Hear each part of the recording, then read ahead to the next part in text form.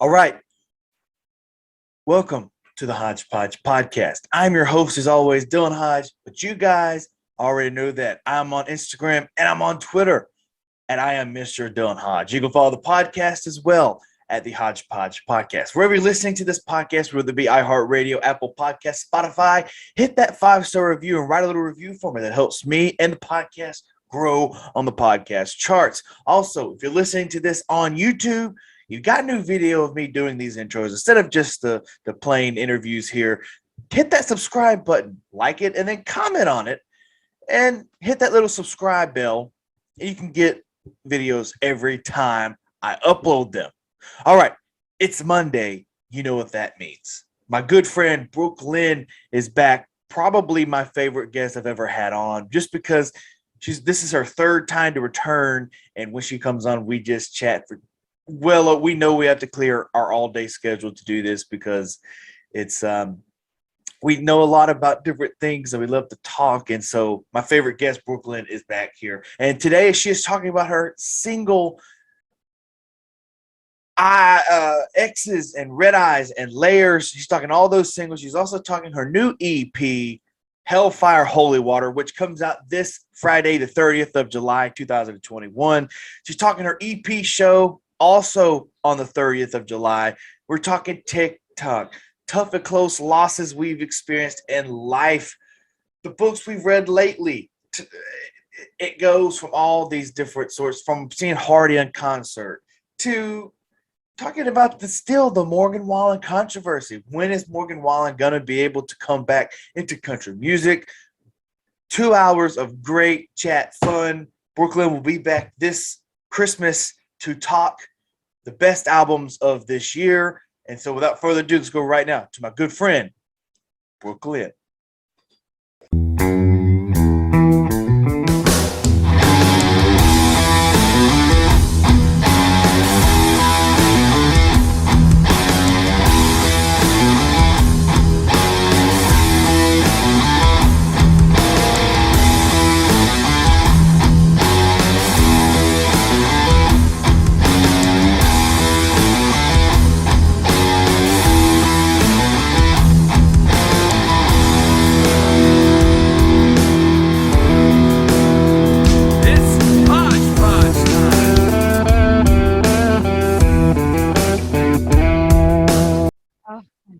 Okay, we got to figure it out. I love it. I'm not great with technology, so.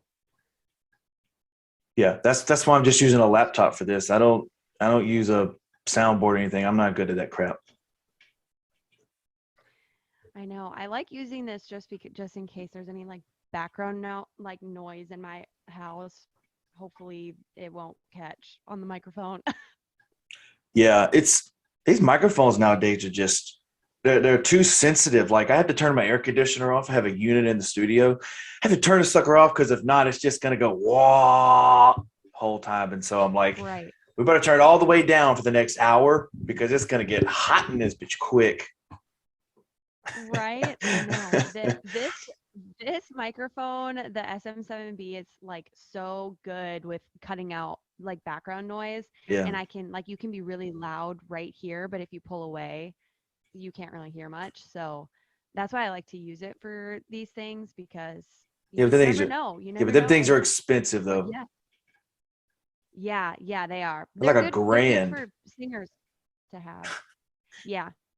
It's an investment, that's for sure, but definitely good to have at home just in case you want to like lay some vocals or cut a demo or something like really quick and have it actually be decent.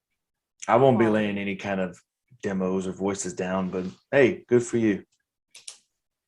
Right. I mean, you could try. It's not off the table. It's off the table. It's like on the floor in the trash can off the table. Oh yeah, way off the table. Yeah. You already threw it away. That's okay. Well, welcome back to the show, Brooke, and congratulations on your new album. Your EP coming out the 28th of July. How's it feel? Feels so good. We've been like sitting on these songs for, I mean, anywhere from a year to 2 years, and so it's really cool to see it all come together and to have everything really like complement each other.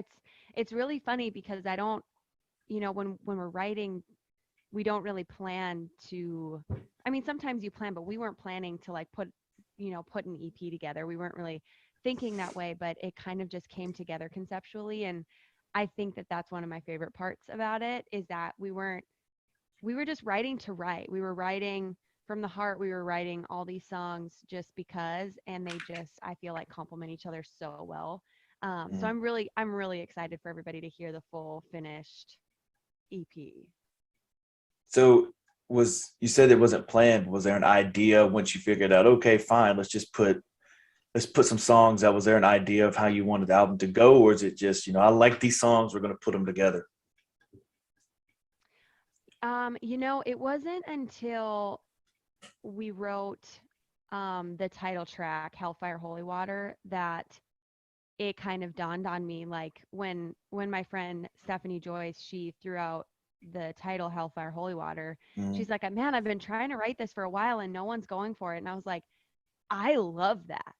Like I was like, that is such a good description of who I am as a human being and who I feel like most people are. They're kind of like a little bit of two things, or maybe a little bit of, multiple things. I feel like these days you can't just put people in a box anymore, and I don't want to be put in a box. And so when Steph said Hellfire Holy Water, I was like, that's it. I was like, that is the most perfect debut EP title track, all encompassing, because it allows for you to have a little bit of that hellfire, which that is my element. Like I love my songs that are, a little bit more country rock, like, more, a little bit more badass, like super fun and upbeat and unapologetic and confident, but it also gives room for that vulnerability, the intimacy um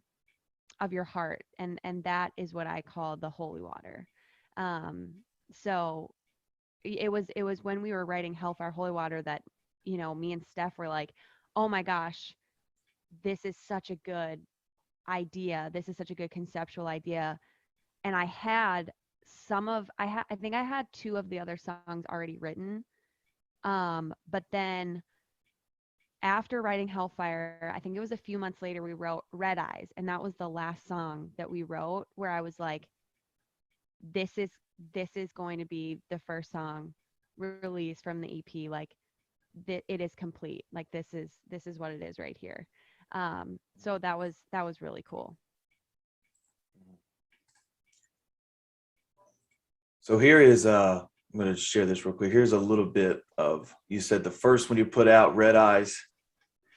Here is, I'm going to play a Yeah. little bit of that real quick. It's gonna be red eyes back to Boston. It's gonna be a long haul wandering. What I could have done, what I should have said, and why I'm leaving without a ring on my hand. Red eyes back to Boston. It's interesting because I was listening to it and at first, and it kind of starts like, kind of like you think it's going to be like an okay sounding ballad that's not too slow but not too fast, but then it kicks into the chorus and it's just like ba da da da. So how'd that come about? Is that a true story? Yeah, so the song is based on a true story that a woman told me after one of my shows Mm-hmm. early 2020, before COVID actually like took over our country and the world and all that. But it was like one of the last live shows that I did, I think, before we were all like locked down in Nashville. So, but this woman like came up to me after I played and told me this story um, about how she had like flown across the country thinking she was going to get engaged. Like there were plans for like their families to like all be together over Easter, which was in a couple months, which I was in like 2 months at that time. And all of that, like, I mean, they had it just all planned out, just like I feel like a lot of people do. They think they have it all planned out. And yeah, one way ticket across the country, and she gets the baggage claim, and her boyfriend is there with a return ticket for her, and pretty much says, I can't do this anymore, and doesn't give an explanation, really doesn't say much more than that, and sends her back home. And I was so like Mm. devastated for her. I mean, I don't know this woman. I, I had just met her, and I just felt like I knew her soul from her telling me this story. And I felt so honored that she entrusted me with that story. And also that she was like, I think you could write this. And I was like, oh my gosh, I'm like, thank you. But I literally brought this story into my next write. That was like 2 days later. And I wrote it with people that I wasn't expecting to write this with. I mean, I had a whole idea in my head about how I wanted this to go. And I wasn't expecting to write it with the people that I did write it with. But now that it is what it is, I can't imagine it having been done any other way. But when we started writing it, I really wanted to give this woman power and confidence back, Mm. even in the midst of heartbreak, because I feel like it is such horrible devastation and confusion, and there's so much heartbreak and loss in this, but there's also so much power and resilience in that story and in her telling me this story. Mm. And I think that, when we got into the studio and I was talking with my producer, this was actually the song that my producer, when we were playing just like acoustic, we were playing the songs for him so he could get a feel of what the EP was going to be like. He was like, this song, he's like, is going to be like a gold record. Like he was so excited about it, which made me excited because he's not a super like excited person all the time. So when he lights up, I think you get extra excited about it. And this was the song for him that was like, this is cool. And we decided to try to take it a little bit bluesy, put some steel on it. And we actually, I don't know how many people catch on to this. I don't think many people will. But throughout the song, the tempo changes by just a tiny bit. Yep, just that much. Yep, but we change it. So at the beginning, we wanted the song to start out really acoustic, kind of empty, almost pathetic and sad. Mm-hmm. And we wanted it to gain momentum. And I wanted to reflect that feeling of like, you start out sad, but then you get angry, right? You're mad as you're working through these emotions, this roller coaster of emotions that you feel from a devastating breakup and a heartbreak. And I wanted to give this woman the power and the confidence back. And I feel like as the song progresses, you feel it rising. Mm. This song doesn't just sit at a level. You can't just sit and listen to it. It's not like a rainy day, soft music ballad song. It's something that takes you on that roller coaster as this woman is feeling all of her emotions, and then it drops off at the end, and it's kind of like that big exhale, like, I've accepted what happened, it's done, there's nothing I can do about it, and we're going to move on. And it's just kind of funny how the last 5 years could mean nothing. What an ass, huh? Right. I was It's like, I hope this guy Jesus. hears this one day and it's like, wow, that sounds something like what I did. Yeah, Sir. that could be like a TV show. That would be like a perfect, like a throw Jennifer Aniston in there and make it a perfect, like a rom-com with a sad ending though. Like I think that would be great. Sad ending that just leaves people depressed for the rest of the day. Exactly. There you go. That's the best ones. Or she just like steps back up and finds someone better. Like they all do. They would have to set it up. They would have to set it up where the audience wouldn't want to cheer for the guy, the boyfriend, who would eventually break up. You know what I mean? Like they'd have to set it up where I don't know. They he's did like, that no. with Sweet Home Alabama. You didn't want to cheer on Reese Witherspoon, and then you wound up did at the end. Yeah. Yeah, I guess. I mean, I I don't know. guess, I mean, where yeah. would the story go after he breaks up with her? Like, would Hey, you follow her? Would you follow both of them? I don't know. above my pay grade to figure that out. All right, we'll leave that to the professionals. There you go. I was looking at your Instagram, and it was cool because you went and seen Hardy, and I did probably a few months ago. What a great concert that Oh, is, huh? I love him so much. See, when I remember when he I first came out, maybe yeah, because he had released a like an EP, and he was like in the woods or something like that. I'm not really sure, but I remember when he released it, I was like, just another dude. I did the same thing with Luke Combs, just another guy that's passed by, and then like it's like boom, boom, boom, boom. They're blowing up very right. quickly. But the thing with Hardy is he has so many. He was so behind the scenes before he was even a singer that like he'll come out. He's like, okay, I wrote this song, Blake Shelton, God's Country, and I think that's the best version. His Right. version is better than Blake Shelton's. So it's like it's crazy. I like felt things in my body that I've never Uh felt huh. when he came out. Like, and I knew that he was on God's Country. And I I've did too. Yeah. listened to podcast interviews that he has done where he talks about writing that song, which I think is really cool.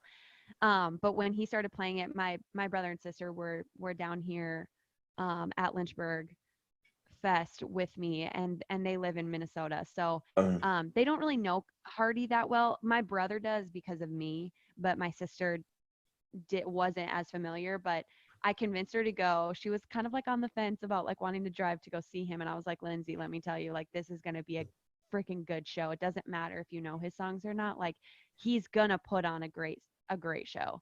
And when he started playing God's Country, I mean, I think that did it for everybody. Like you mm. just get chills because one, that song is incredible. That is an incredibly written song. And the fact that he just like brings these country rock vocals into God's Country, I mean, it's amazing. And also just like he let the crowd sing a bunch of it too, and that was really fun because everybody knew all the words. Like But that's the insane. Like this best part, you can take all the lyrics from that song. That one lyric of "Devil went down to Georgia, but it didn't stick around." but That was where who came up with that? How did that happen? And if so, where's the award at? It got right. snubbed. Like it was like, That song is so brilliant. And honestly, like one of my favorite lyrics of that song is the devil went down Georgia, but he didn't stick around. But I also love with the dogs running. Like how simple of yeah, a thought, but how relatable is that for every single person at a Hardy show or a Blake Shelton show? Like mm. relatable for everybody. Like that's so cool. It just puts you in the country. You can see the dogs running. Like it just, I don't know, it gives me chills. And I know it's such a simple lyric, but that when I first heard the song, it was that lyric that I was like, oh, I love that. Something so simple that someone could have just easily thrown away that I think really made that chorus what it is too. So I was listening to Theo Vaughn. He's a comedian. I was listening to his podcast. He had Morgan Wallen on there. This is before the whole N-word thing happened. And it's crazy because they brought in Hardy and Ernest. Is that his name? That's right, right? Ernest. yeah, Okay. They brought them to it, and they were talking about how that song, how when they wrote it, they hated it because they're like, oh, this is not something that anybody's gonna take and do it. And then somebody else had it on hold, and then Blake Shelton took it and then made it what it is. And I'm just like, I wonder what would happen if this song didn't make it. Obviously, Blake Shelton would be okay, but would we see Hardy anymore? Because he popped out and he was like, "Hey, I wrote this song," and that was kind of the blow up, really. right. Yeah, I mean, I don't know. I mean, I think this song did a lot of great things for him, but I mean, he also was part of Up Down, right? That's And true. like that was a huge Yeah, but that I don't that was think a but I huge don't think song. people knew that though. I don't think people knew that at the time. I think once God's Country hit and Right. they were like, "Hey, Hardy wrote this song." That's kind of when it was because he put out that hillbilly thing where where he had all the collaborators with it. I don't know what it's called, but they had that out, and then it kind of blew up with one beer, and then it just kind of went down the line from Yeah. that. Yeah. Yeah, I don't know. I think it would be really interesting. I think Morgan Wallen has climbed the ladder so much. I mean, even despite all of the trouble that he has been in recently, um, I think genuinely, I think even like bad media is good media because Morgan Wallen is still, I mean, he's still alive and He well, had and the and number one album for 4 weeks in a row, and that was after he got kicked. I say kicked out, but they purposely did it. canceled. Cancel. There you go. Yeah. Right. Yeah. And that's what I'm saying. And like I felt like more people were talking to me about Morgan Wallen after the incident Hmm. like happened and surfaced. Like I felt like people wanted to talk about him more and how much they loved his music, which is probably so backwards from what, country music or, the business was trying to teach people.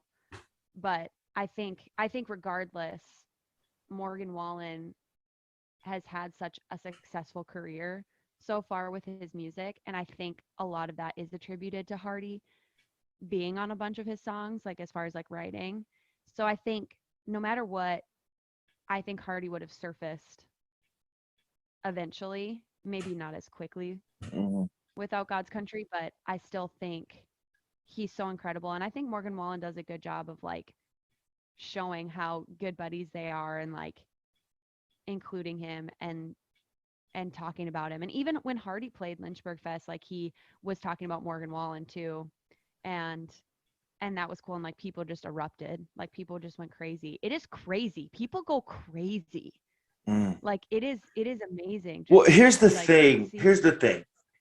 And I'll say this, and we'll kind of jump off the thing because I'm pretty sure people are tired of hearing about Morgan Wallen. But the ACM and the CMAs, they kind of kicked him and they're like, you're not going to be able to win any kind of big awards. And I'm like, okay, but why? Like, I understand what he did was wrong. He's apologized. He's getting help, supposedly. Can we just kind of let it die? It's died down. Can't we just kind of, I mean, for God's sakes, look at Bill Cosby. This dick is trying to get a Yeah, docu-series. And I'm like, and people are selling it. And I'm like, what are you doing? Like, I just wish cancel culture would cancel themselves because I'm just obviously if it bothers people, something needs to be done about it. But it's like we got to cancel every single thing nowadays because everybody gets offensive about something. And I'm like, aren't we adults here in America? Like it was crazy when you would go to high school and you would go in the stall or something and there would be poop on the walls and you'd be like, aren't we in high school here? We're not elementary anymore. It's the same thing. It's like, are you losing sleep over the fact that Pepe Le Pew was chasing this skunk chick around in Looney Tunes? No. Okay, then just be quiet about it. It's like you're not losing sleep over it. Leave it alone. yeah. I think that country music was really trying to honestly use Morgan Wallen as like an example and just like set that expectation, I guess. Yeah. And I mean, cancel culture is it is so sad to me because I mean, even like just looking at all the people who have been like canceled, quote unquote canceled or whatever, like it's just really I think it's really devastating. I think it's really bad for people's mental health, which is, I was personally like praying for Morgan Wallen after all this stuff went down just because I was like, I can't imagine what this is doing to his mental health. Like going from being this incredible rock star to like being kicked off country radio and whatever. But I mean, I think country music was really just trying to set the expectation and just like let everybody know that they're not messing around just because I mean, the last few years have been so crazy. And I mean, it's just, there's been like just so many sad things in our world. I feel like it's just so crazy. And I mean, it's just such a bigger topic and such a bigger thing than I feel like I am educated to talk about. And I feel like that's just part of it, like to be educated and keep educating yourself. But I mean, yeah, I think they were just desperate to do something about it, just because I feel like country music has a rap too Yeah. for not being inclusive, I guess. And I mean, I've definitely seen that at country festivals that I've been to, but um I don't know, but it's also at the same time, country music is all about like bringing people together and not caring where we're all from, Right. but being connected by the music itself. So I feel like although it was, cancel culture, I think it's so incredibly harmful. Um Mhm.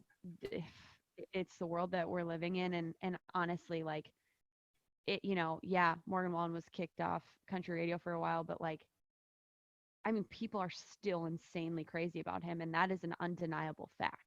Like, you go to any country show and Morgan Wallen's name is brought up, and people go wild. Mhm. Like, it's crazy. So, I mean, he's definitely still got his fan base. I mean, that's that's an undeniable fact. So, um, yeah, I don't know. I mean, we'll see what happens, but it seems like I feel like he's being played on the radio again, and he's slowly coming You back know, in. So I really, they didn't stop playing them here in Mississippi. It was like, we don't care. We're not gonna. oh, It was, yeah, it was crazy. It was like they were playing them every 30 minutes just to just to shove it in people's faces, which I don't agree with, wow. but that's what they chose to do. So can't hate them for it. That's crazy, because I feel like I haven't heard, which I don't listen to the radio a lot, because Yeah, I don't either, I but like to listen. Yeah, but I feel like I haven't heard Morgan Wallen on the radio in a while. But then I've been back in Minnesota a few times this summer, and when mm, there's been a few times that I've heard him again. So, um, yeah, it's crazy. But I mean, I truly hope and pray that he has learned his lesson and has, I mean, he is a star. He's a rock star, and you know what I there's a wonder though? responsibility that comes I with wonder if we're seeing like, we haven't seen a celebrity just kind of go downhill quickly in since probably Britney Spears. And I wonder if this is what we're seeing in country music. Like, he just gets so big, and then not saying it happened, but he got so big and got in his head that he just like, I don't care what anybody says, I can do what I want. And he just fell down. I wonder if that's what we saw for just a split second before, he was put in his place. Hey, but we'll never know. Yeah, I mean, I don't know. I mean, I think he has really good people around him, it Yeah. seems like he has a really good team who didn't give up on him even when he was making mistakes and making some bad decisions. And I mean, just the way that he responded after the incident, I was pretty impressed with, just the fact that he, accepted responsibility and was like, I I need to go get sober and figure myself out and do some deep diving. And I mean, I can't imagine what a quick rise to fame can do to somebody's mental health, especially if they're not super grounded. um like I think fame is so cool, but it can be super harmful too when everybody's watching you all the time, everything you say, everything you do. Like, you can't, I mean, you're not even safe to in your own home if people Mm. know where you live. Like, so I can't imagine, you know, how that had an impact on him as well. And like, he even has that song too that's like um just about like being a rock star, in and out of cop cars, like being with different women, just all of that. Like, I just can't imagine having to handle that. So I feel like he was kind of forced to face that after the incident, which I think is good. I think it's good to take some time and reflect and um, figure out how you can be a better person, especially when you're a star and Mm. people look up to you. So We were chatting back and forth, and I was in Louisiana for a couple of weeks, and I was doing a podcast study on a movie set, and we're sitting there, and I was like, "You never believe what movie it is." We were like, "What is it?" And then it was Where the Crawdads Sing, and it was crazy because I didn't know. I just went in there, and they told me, and I was like, the book, and I want to switch the topic to here. You had mentioned about the book, and I had read it. And I was mad at you because I was like, I'm reading about a book, a girl that had her period. She's doing this, and I'm like, this is crazy. And then it kind of gradually got better, but then that ending of what happened of Where the Crawdads Sing was like, oh shit. Oh, okay, all right. Don't really understand, but got you. Yep. Yeah. I know. The book, I feel like it had a little bit of a slow start to it, but once you got like maybe like a fourth of the way through or even a half of the way through, like I think once I hit halfway through the book, I didn't put it down. I finished it in like a day because I was like, oh my gosh, this is so intense and it's so good. And we won't spoil anything for anybody who's listening, but if you haven't read Where the Crawdads Sing, you need to read it because it's so good, and all of the hype about the book is not for nothing. Like it's such a well-written book. And, I mean, I had to go back at the end because I was like, why did I not catch this? Like, was I just not paying attention? Like, I had to go back and like try to look for like the clues that were given that I just didn't realize when I was reading it in time. And soon we're both going to interview Delia Owens that wrote the book. Coming up, whenever we could get her on the show, we had her at one point, and then we're like, I had to cancel. I'm like, I'm so pissed. I can't. And they're like, she's writing another one. Oh. Just wait until we can promote that one. And I was like, fine. Is that what So- they're saying? I Okay, so I she's probably- writing another one. I'll probably bleep that shit out because I don't know if I'm supposed to say that. Yeah, she's writing another. Yeah, I don't know if she's writing a sequel to Where the Crawdads Sing, but I know she's writing another book, and they're like, if you can just wait until she's done, they're promoting it, then we'll get you on the show. And I'm like, cool, that'd have to work because I've realized when you reach out to people, a lot of people would just do it. Like I had Keith Anderson and my friend Jeff Bates, and the people that they'd have nothing else to do, so they did it. But then there's a lot of these people that are like, I'm not promoting nothing, so I'm going to come on and talk.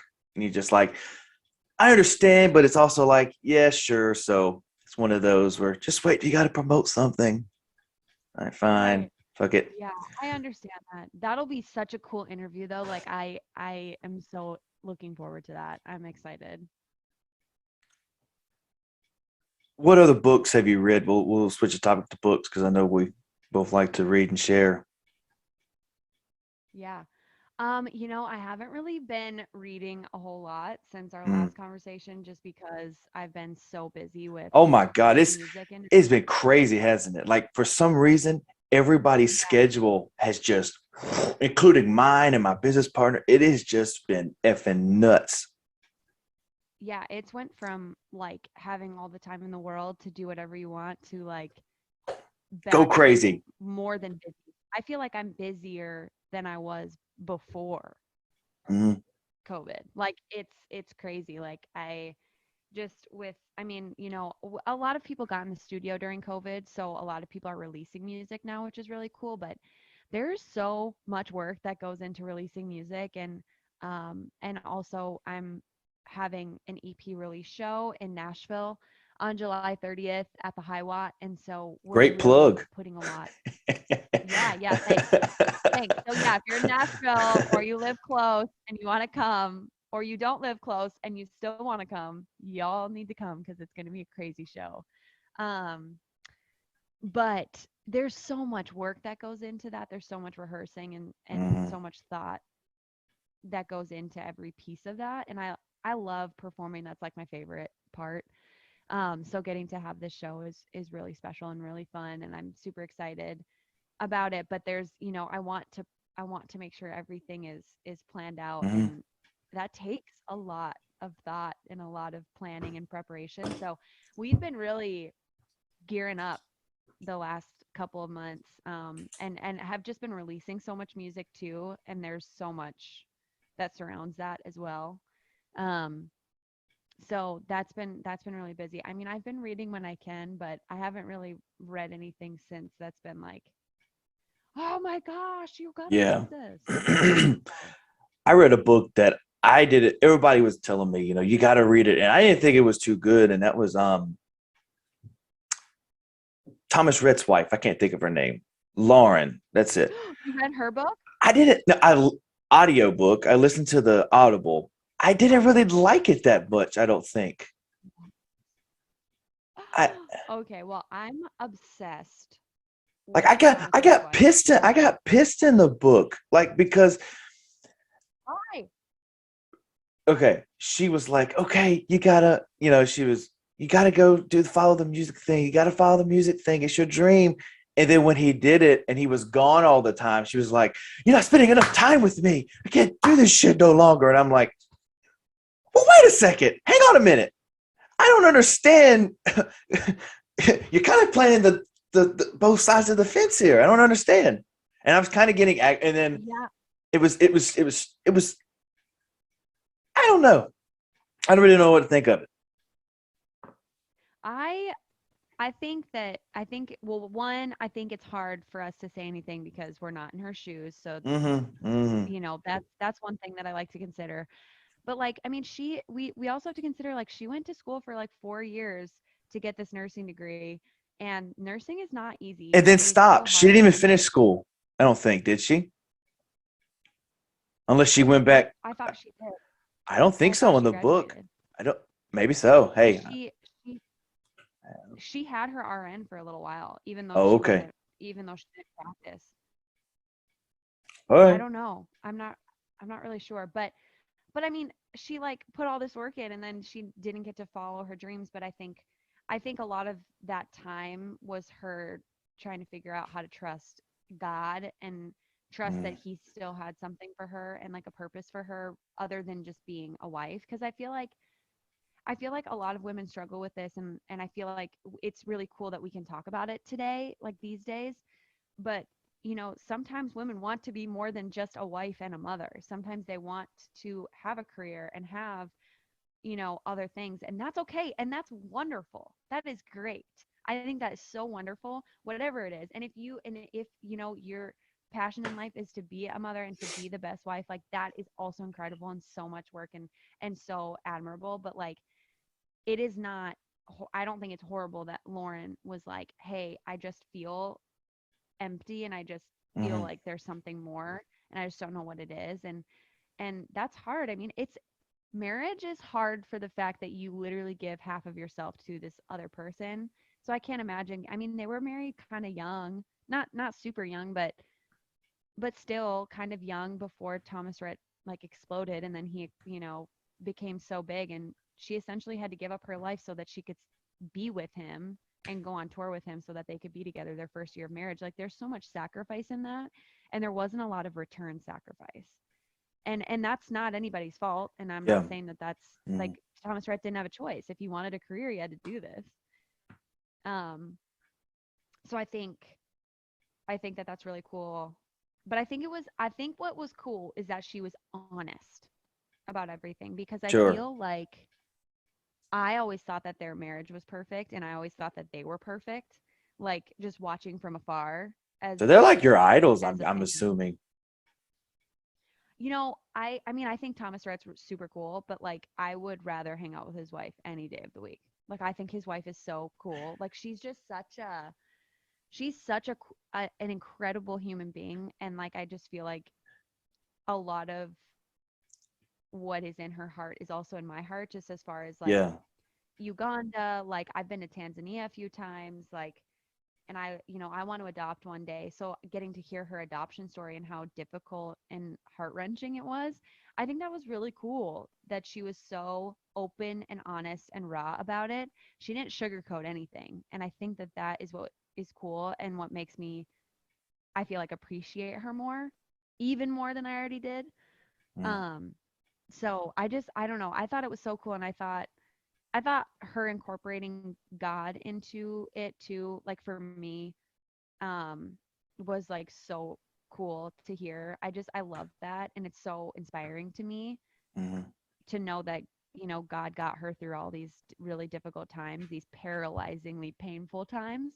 And, her marriage is still good. They are having their fourth kid. Like, that's, I don't know. I thought it was really cool. And I it loved doesn't it. and it doesn't make it any harder that they have millions and millions of dollars. So that's another aspect. You Well, got millions of dollars, so you can live comfortably for, well, as long as you don't blow it. So right. Well, and I I, think I, and I I, think they're that's pretty that's open that's about that that's a too. fear of mine that I haven't had money for a long time. I grew up broke, and I'm still not doing the best. But like when I get money, like if something is to happen and I gain successful at this and become whatever, I'm not going to understand how to control money probably because I've always, you know, saved and always splendored and, well, we can wait till next week for this, but this week it can't wait. And it's like, well, once you have it all, are you going to be able to fully focus and think and save because you just haven't had it? That's a big fear of mine. Yeah, I mean, I think that's when you like hire people to Probably help so. manage your money. Probably so. Yeah, Probably so. I think that's what happened. Yeah. And I think it's the same thing too. Like Lauren's really open and honest about, like, they have an assistant, they have a Mm. nanny, and their family's over at their house all the time helping out. Like, that's what you have to do. Like when both parents are working and you want to have four kids, like, you need help around the house. And she's pretty open and honest about, like, being really thankful that they can afford to have help because it's a lot. It takes an army. But she makes so much money off Instagram ads just for the fact that she's a wife of a country star. That's what's crazy. Can you name any other country singer that has a more famous spouse that's not already famous besides Thomas Rhett? You could say The only one that I You can could say Russell Dickerson, I guess, maybe, because his wife does music, she directs and stuff like that. But other than that, probably not. well, I think Lauren's probably That's what I'm bigger. saying. Do you mean Caroline Hobby? No, not well. She's a big one. I'm talking about her husband's from A Kaylee? Thousand Horses. Kaylee Dickerson. That's right. Yes, That's it. Yeah, Kaylee Dickerson. I feel like Lauren's bigger than Kaylee Dickerson. that's what I'm They're saying. friends. That's what I'm saying. Like Lauren's the biggest one. That's what I'm saying. Like I don't think there's anybody else that is Well, as big as she is. Brittany Aldean might be That's a good one. a little bigger because Brittany That's a good. Aldean, like, is very, I feel like, involved in Jason's career and a little bit more public with their family and their relationship than I feel like Lauren is.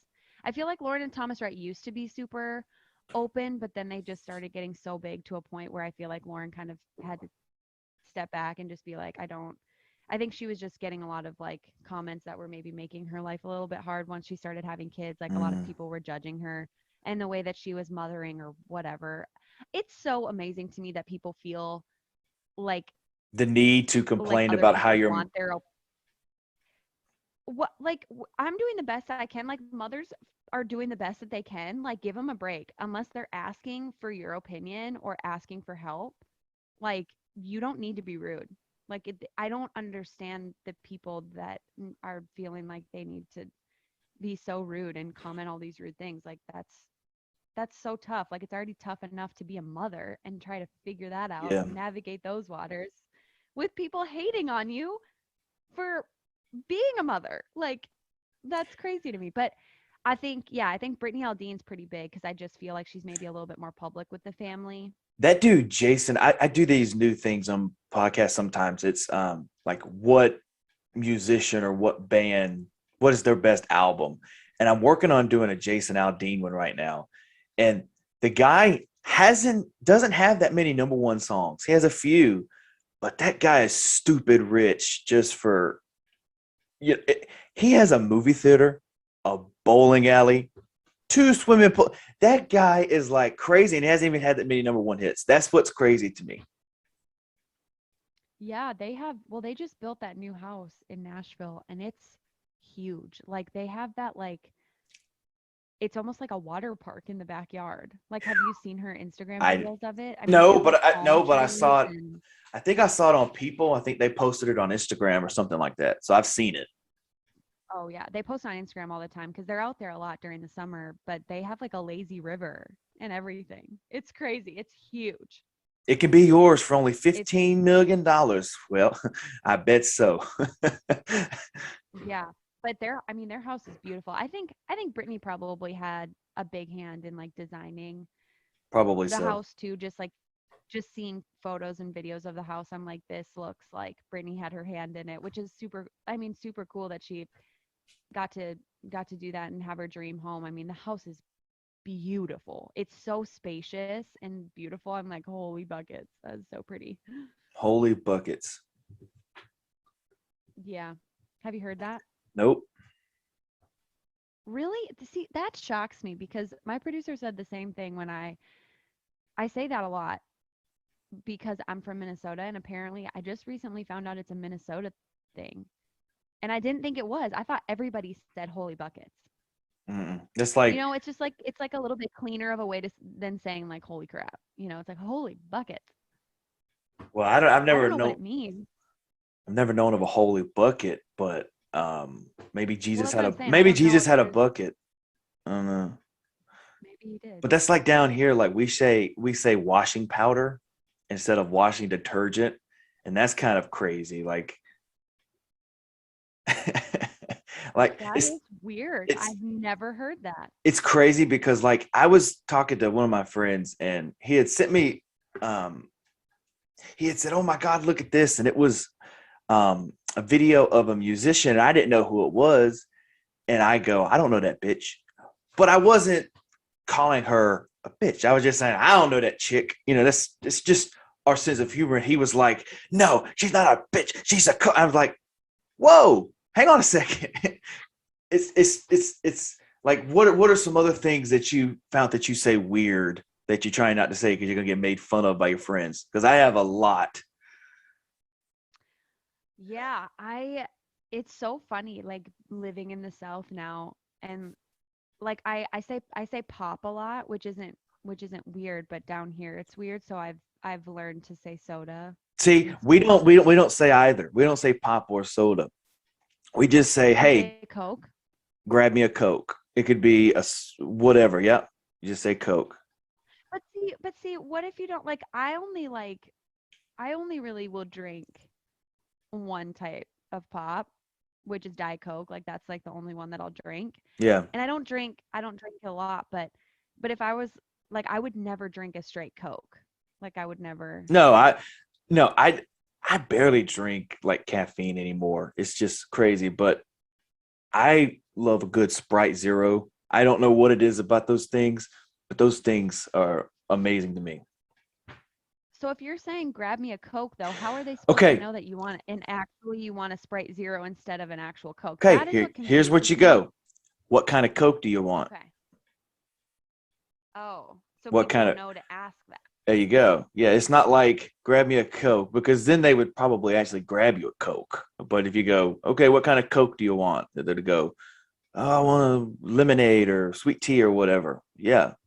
I found that weird if people are like, you say you want a Coke, but not everything's a Coke. And I'm like, yeah, well, up yours.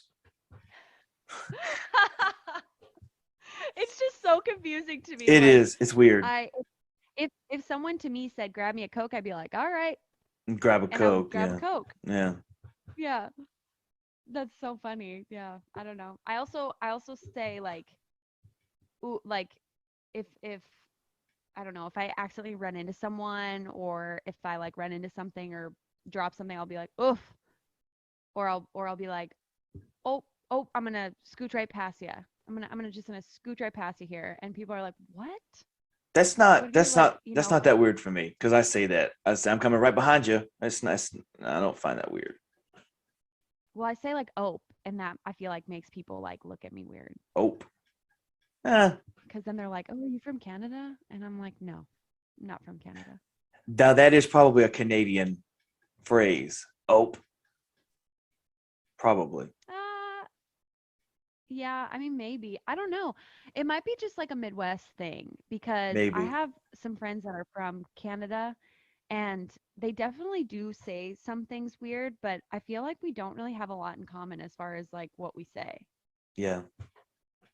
Like we I don't say, know. we have a word, you good. And that means like four different things. Like, you good? You all right? Or, nah, you good? No, you're fine. Those type of things, but nothing like oop, Yeah, I don't think. that's so funny. It's all a learning game. It's a learning process. I feel like when I moved down here, I had to learn all the things. I had a roommate that is from Kentucky. Mhm. So she taught me how to say and pronounce all the things. Like Louisville is actually Louisville. Louisville, And yeah. like, yeah, yeah, I had Yeah. to practice it. And then like Shelbyville is Shelbyville. She's like, you got to just be lazy with it. It's just Like Shelbyville. I And I'm was like, following my GPS, and the GPS was like, go 2.3 miles till you reach D'Iberville. And I was like, no, it's D'Iberville. Like it was like, no, I was correcting the GPS when they were right. I was like, no, that's not right. It's D'Iberville. What are you talking about? get that southern accent on here. Come on. That's funny. I wonder, and I'm curious, have you ever said anything on social media, either in a jokingly way or just we're just straight about it, and you got so much hate on it? No, not really, but I am very careful about what I say and I very much put a lot of thought into what I say and what I do, but I feel like I don't have a big enough following yet to really get a bunch of hate. There was one thing, I had a really, really close family friend pass away in May. No, June.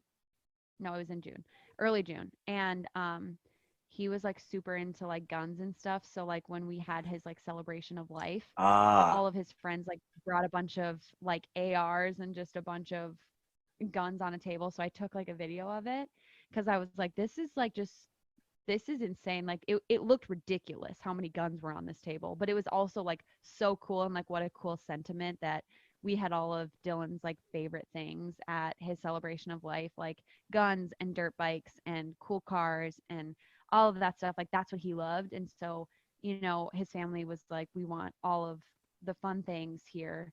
And so I just was like, this table of guns is hilarious to me. And I grew up around guns. I grew up mm, my dad taught me how to use guns, taught me how to shoot guns, taught me how to be safe with guns. So I'm not afraid around guns. I don't like hunt really or I don't anything. either. Yeah. And I don't shoot guns a lot.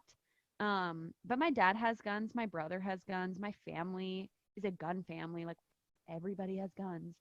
So I'm not like afraid of them at all. And I understand why some people are, but I I posted the video on my Mm, Instagram and I had quite a few people respond to it and be like, I should unfollow you for this. And I'm like, why?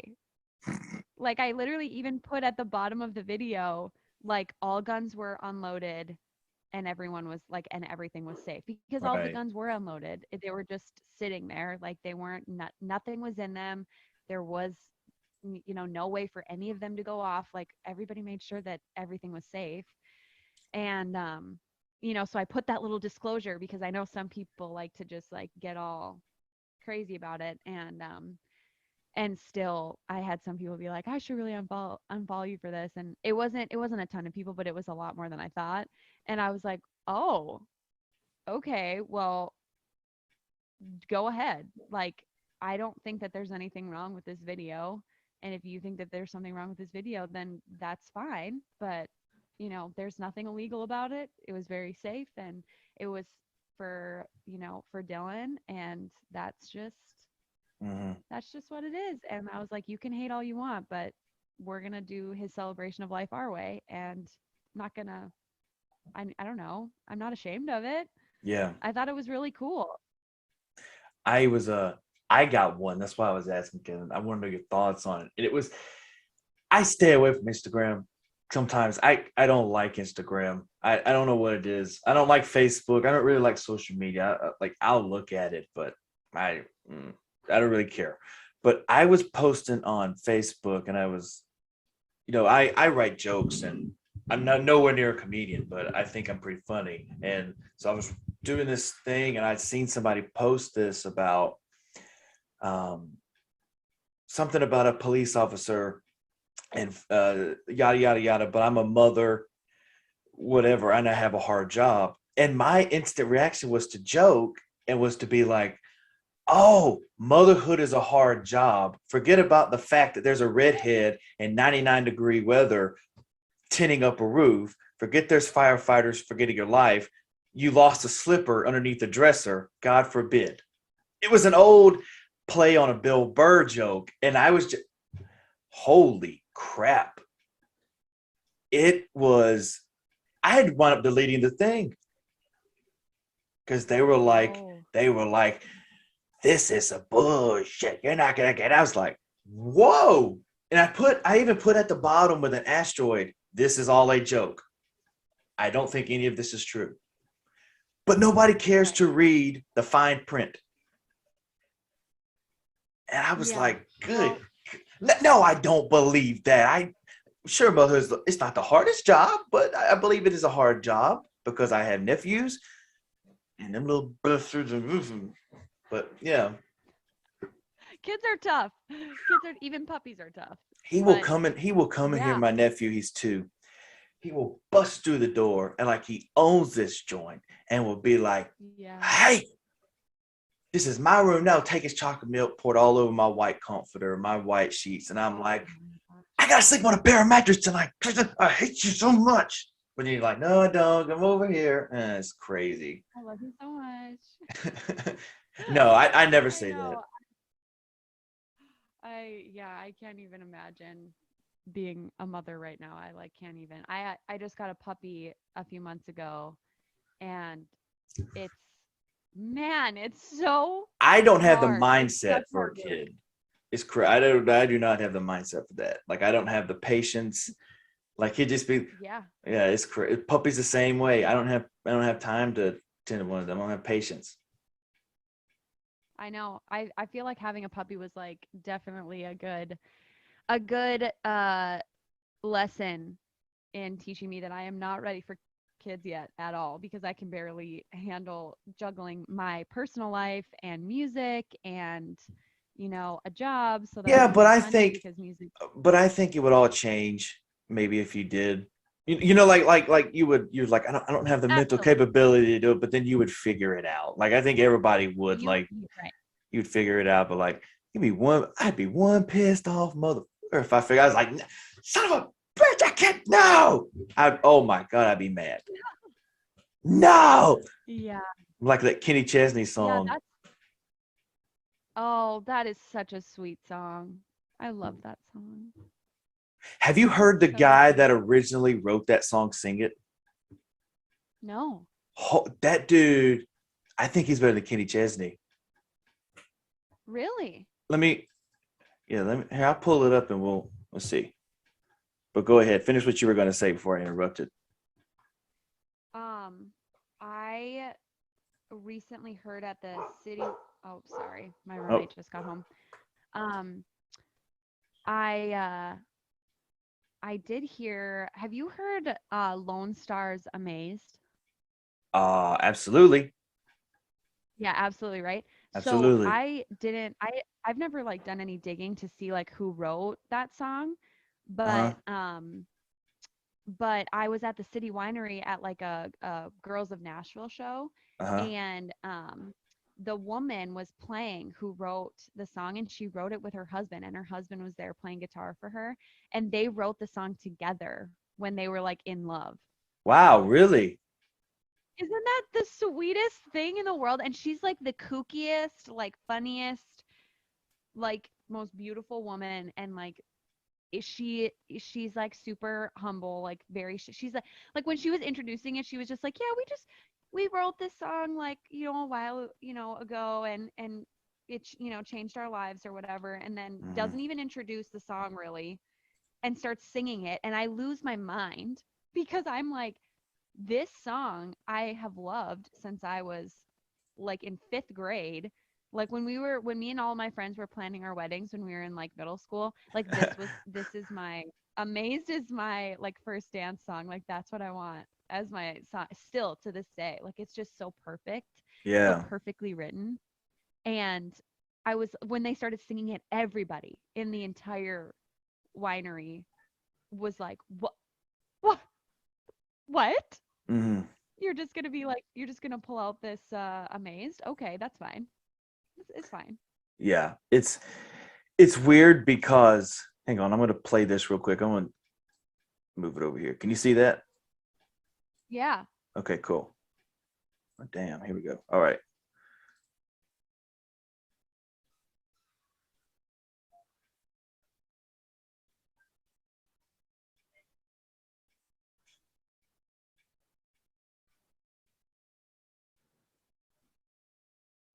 Am I supposed to be hearing something? Because I can't hear anything.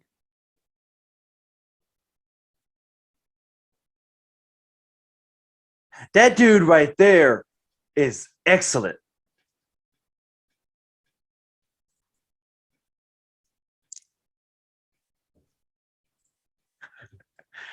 Man, the guy was crazy. I couldn't hear anything. You I couldn't was hear nothing? not.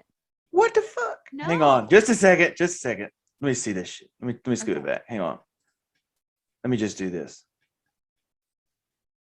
Let me just. Okay, here we go. You're not gonna be able to see that. You can be able to hear something. Okay, cool. All right, here we go. Can you hear that? Yeah. Okay. All he could think about was I'm too young for this. Got my whole life ahead. Hell, I'm just a kid myself. How am I gonna raise one? Now, see, that's already a great song. I told you that guy is crazy. I have chills all over my body. Oh my gosh. What? That What's his name? 1 second. Let me see. I should When- probably know. Wendell Mobley. Mobley. Oh, here he Mobley. is. Oh my gosh. He's amazing. Wait, I've seen him before. Really? Where have I seen him before? Well, I've seen him on this YouTube show right here that I'm watching. Well, yeah. But I'm like, I'm pretty sure. I'm like, I'm seeing pictures of him. I'm like, I'm pretty sure I've seen him before. What a rock star. That song is so good. Actually, I might have seen him play at someone's house in Brentwood, actually. I could be lying too. I don't actually know. You could be. I could be lying. I don't know.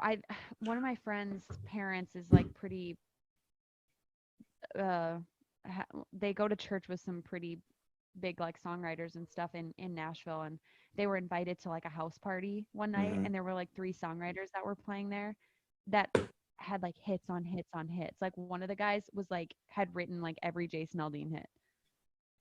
Like just kept ripping them, and I was like, "Oh my gosh. Wow." Did And you would never know? guess it too. Like these are Go ahead. I'm sorry. no, you're good. These are people that are like literally wearing jeans and like a button down and are like so wealthy from having so many hit songs. Like so cool. You know, I don't know who had shared it. Maybe, I don't know, CMT maybe, but it was songs you did not know were covers. No, it was Billboard. It was country songs you didn't know were covers. I didn't Yeah. know that Rascal Flatts What Hurt the Most, probably their biggest song, is a cover. What? Yeah. I didn't know that either. You didn't know that? Wait, who Hang on. who Let me, was the original? let me see if I can find it. Why do we not know these things? I just like That's- wouldn't even assume. Let's see. What hurts the most?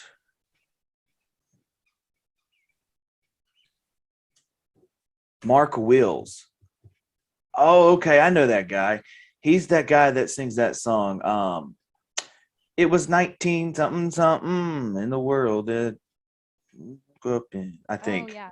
I think that's the song. I'm trying to. Here, I'll play a little bit of it. I'm trying to get it to these stupid YouTube ads. It's because I didn't know Carrie Underwood had a big. One of hers was a big cover. Which one? Jesus Told You Take the So? Wheel.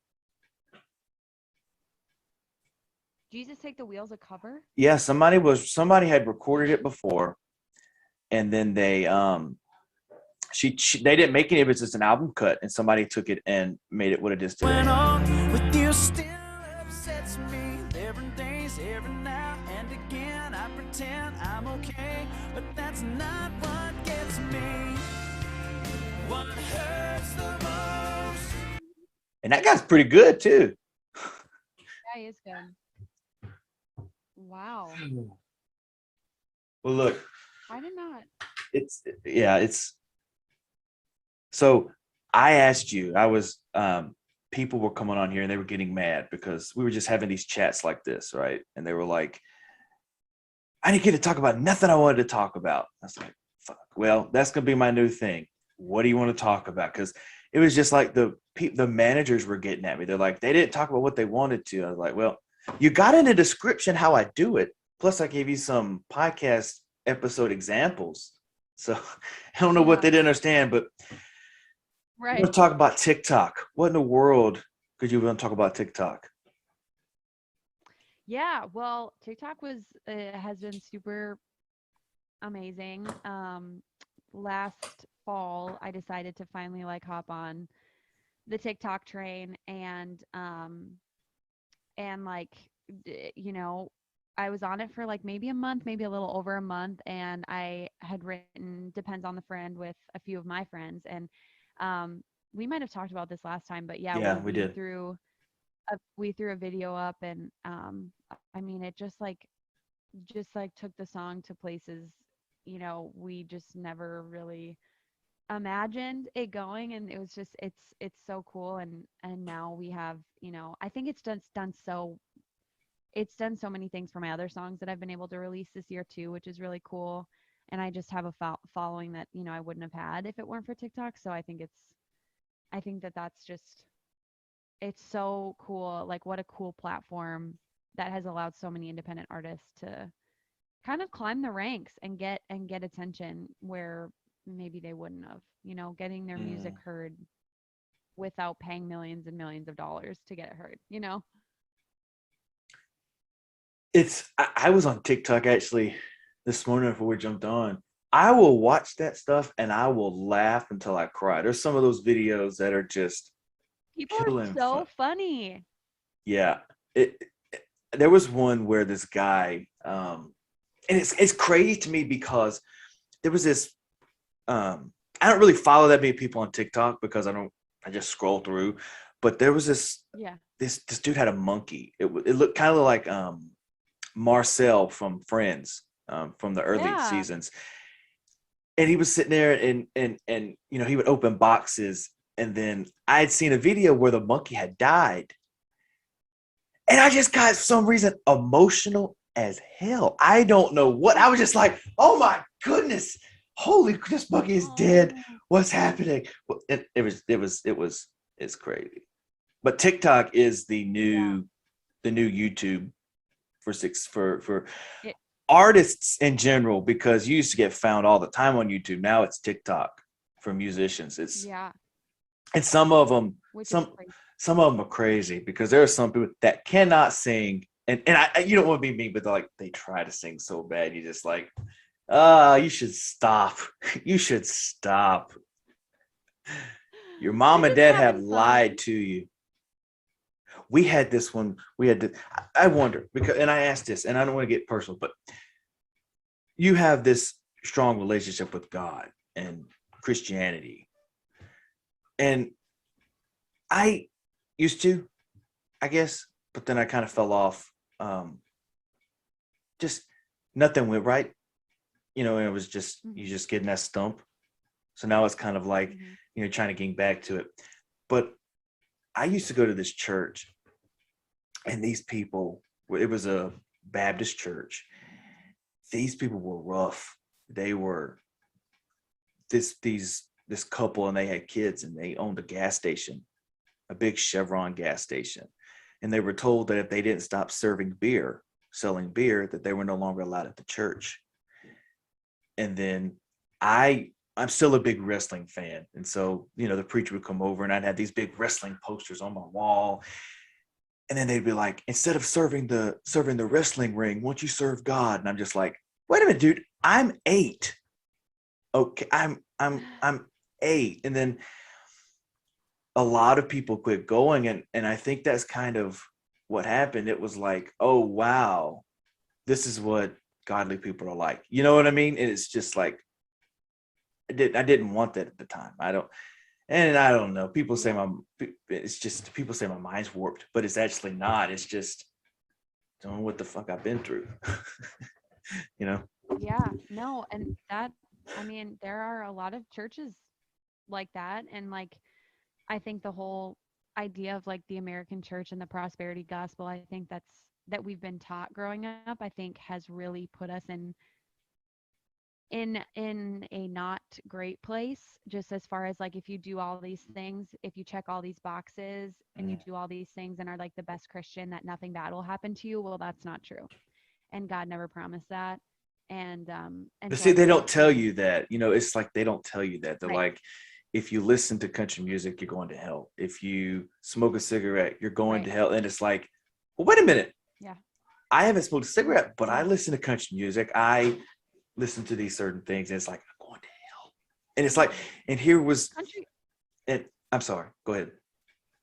No, you're good. I was just going to say that country music is that the genre of music that does incorporate real life and Christianity and Jesus in a whole thing. So it is funny to me when people, when people are against like listening to country music. Yeah. Because it's not godly.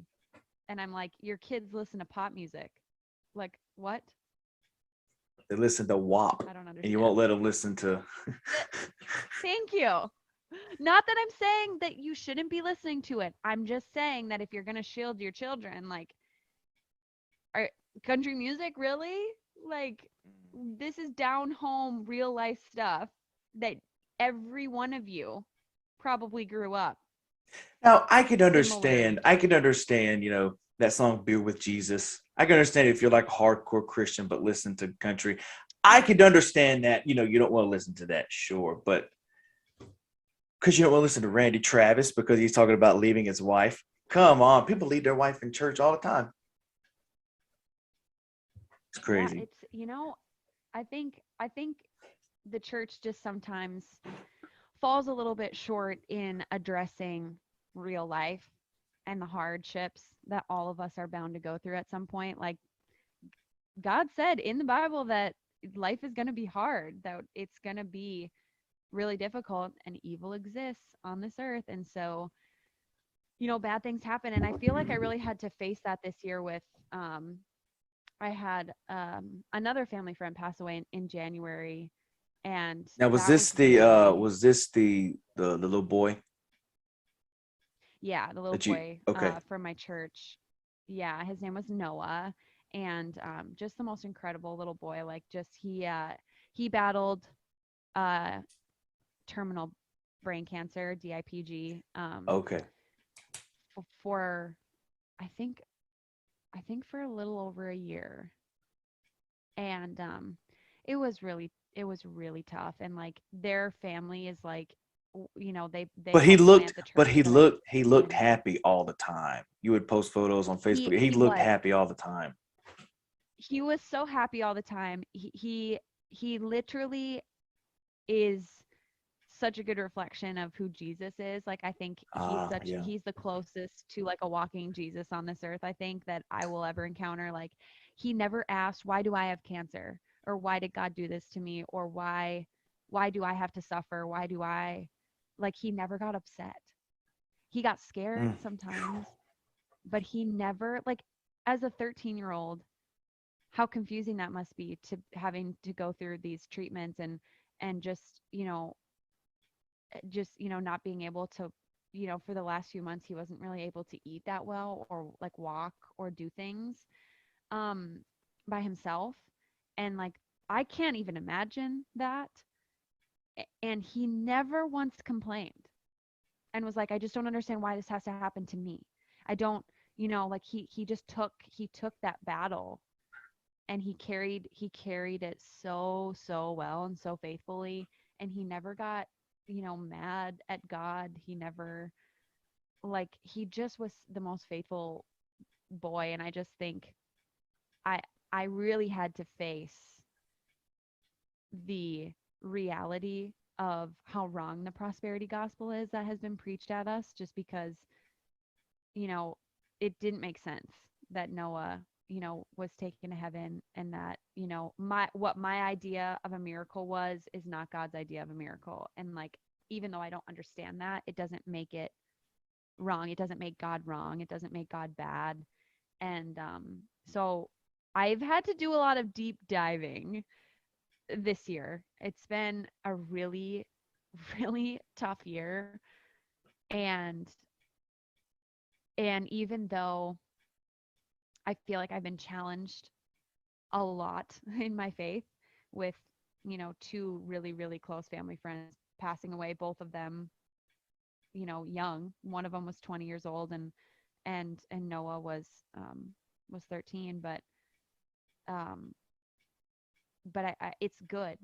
I think it's good to really get down and face the truth of Christianity and faith and the world and life. And that even though bad things happen, it doesn't make God bad.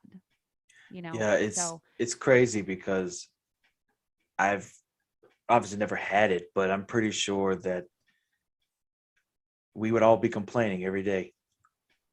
Oh, I'm hurting. Oh, why couldn't it be the guy that, did bad things? Why can't it be the guy that robbed the bank last week? Why is it somebody that, right. has done anything? And then for a 13-year-old that has light years of life left to just say, hey, it is what it is. I'm cool with it. Phew, that's some strong stuff. It's because It really I is. say I say I wouldn't complain, but I probably would. Probably would. Absolutely. I would too.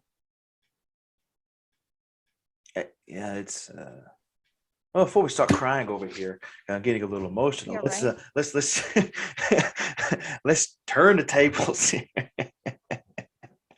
Great idea. uh I'm gonna play your single here. It's called X's.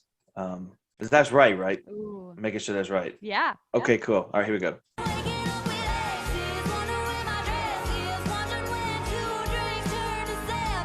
Tearing up the dance floor to tripping up his front porch. Every lesson I keep forgetting. Well, bless my heart, I done did it again. I'm waking up with exes. Now, what do you feel when you hear that back? Every time, what do you feel? Because you're smiling when I play it, but why? Why is a smile? I I love that song so much. I think it's so fun, and it's so like unapologetically like just fun and reckless and crazy. And it just, I don't know, just hearing the song, playing the song, it just makes me smile so much. I knew it was so special from the moment that we finished writing it. Like, it's just so fun, and it's kind of funny, and it's just really lighthearted, and it doesn't really have a deep meaning. It's pretty much just like a fun, lighthearted song to get down to. Um and I don't know, every time I play it out, people respond so well to it, and I think it just makes me smile knowing that people like love this song. And I think this is the first song that I wrote that I was like, it sounds, when we play it acoustic, it sounds really 90s country, but this was the first song that allowed me to take my music a little bit more country rock Mm. and throw that heavy electric on it. And that makes me so excited. Like, I love nothing more than to break out like a country rock song and just go really hard. Like, that is my favorite thing. I love it so much. What's cool about your EP is it's coming out on a Wednesday, which I find is interesting because I like when people do that and they're like, Friday's release day, when you can just release it anytime you want. And I think that's a good thing about being independent as well, is put it out whenever you want to. You know, we actually, so we changed things around. So we were going to release it on the 28th, but since I'm Okay. having my release show on the 30th, we did change it a few months ago to have it released on the 30th so that it comes out Got the day you. of the show. Got you. Okay. So it will be coming out on like it's like a Thursday night at like 11. Okay. I didn't see that Um, anywhere. I just seen the 28th, so I didn't know that. Yeah, we were planning on the 28th when I Okay. initially announced it, because we were planning to have the show on the Saturday, the 31st. But then we had to change it to the show to the 30th. Okay. And I was like, well, if we're gonna have the show on a Friday anyway, then it would probably make sense to just have the music released on the same day. And that way people will have, you know, that day to like listen to it and then come to the show and rock out. So Because nobody likes to hear a song at a concert they don't know. right. And I was like, you know, this will be fun and it'll make it more exciting too. Like, people will want to listen to it that night that it comes out because, you know, if they're coming to the show, they're going to be like, I want to know the words to the song, so I'm going to listen to it. So, What's the best concert you've ever been to?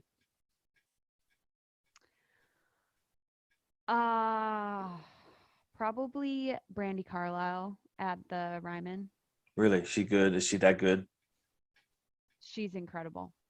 And her band is incredible. Have you read her book? I think it's no, but I have it. Okay. I have it, and I need to read it. I just, like I said, I haven't had time to read. I have Matthew McConaughey's book. I have Brandy Carlisle's book. I need to Man, read both of that them. Matthew McConaughey book is legit. I've read it 3 times already since last time we talked. What? It's that good. I'm telling you. I promise you, from beginning to end, it's So I just need like, to, start it right now. well, hey, no pressure, but I've read it 3 times since then. It was one of those that once it finished, I turned it back over and started it again. It was. Now, he has come out and said that some of the stories he tells are he goes more in elaborate, and some of them are lies because he likes to, like, there's one story in there where he said that he smoked weed and he was naked and was hitting on bongos. And then all of a sudden the cops Yeah. bust in and he runs away from the cops. That probably did not end that way. He was probably drunk and high and was making a bunch of remarks. Right. But of course, Yeah. Matthew McConaughey is not going to say that he's which I don't understand why people think he's the best looking Right. guy out there. But I mean, he's pretty good looking. I've heard that guy stinks. Like, I've heard he smells like must. Really? Yeah, like he doesn't wear because he even says it in the book that he doesn't wear deodorant or anything because his mom and his wife tell him the smell of a man is more sexier than deodorant cologne. And I'm like, I'm not gonna be a fucking man if I got to smell like that. Oh boy. So that's a little That rough. is very interesting. I would not want to be around him on a hot day. Sweaty hot day. I was a football manager in high school, and I know how sweaty boys smell, and it is awful. Horrible. Ugh. No thanks. No. Can you hear me now? Yeah. Okay, cool. All right, microphone come undone or something. I don't know what happened. I was like, oh. Yeah, they let females be managers in football in Minnesota. Yeah. Nope, it never happened here. It was high school. Yeah, but high school they were like, girls are forbidden unless you're cheerleaders. Really? Yeah. That's why it's surprising to me. And the managers and the water boys were always male. There was never any female. I remember a female wanted to play football one time, and the coach told him that they would shut down the football team before they let her join. What? And this, yeah, That's insane.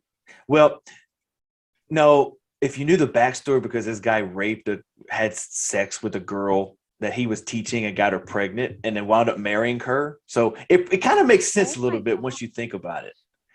Our school Yeah. was crazy. We had, let's see, I was in 8th grade. Our 6th grade teacher had an affair with the assistant principal.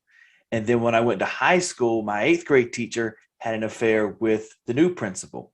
And they're both married and living a long life. And so it's a little nuts. Holy smokes. That's a lot. It's crazy. That is quite the story. How did you guys know?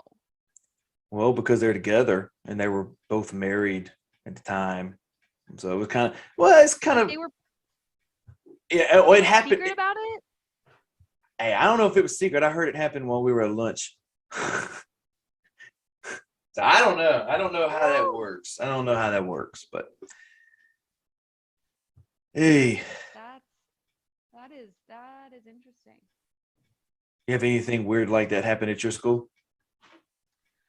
Yeah, no, not really. I mean, there was one teacher that hooked up with another teacher, but this was I was in college at this time. The only reason that I know that is because my brother was friends with the son. So Yeah, but was the kid that the teacher had the thing with in school, or were they out of school? it was a teacher with another teacher. It wasn't. Oh, okay. All right.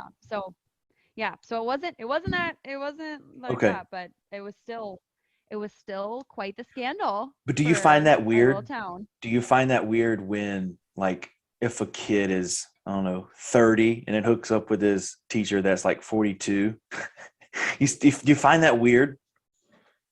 Because a lot of people are like, that's not going to happen because they were once teacher and student. I kind of find that weird. A little bit, but not really, because they're adults. Yeah. I think it depends like what the relationship was like. I mean, I think if it's like during like when you're a student and teacher, like when that relationship is current, that student teacher relationship, I just feel like that's inappropriate. But also, I don't know, who am I to judge? Do what you want. I don't know. Just try to make good decisions. I don't know.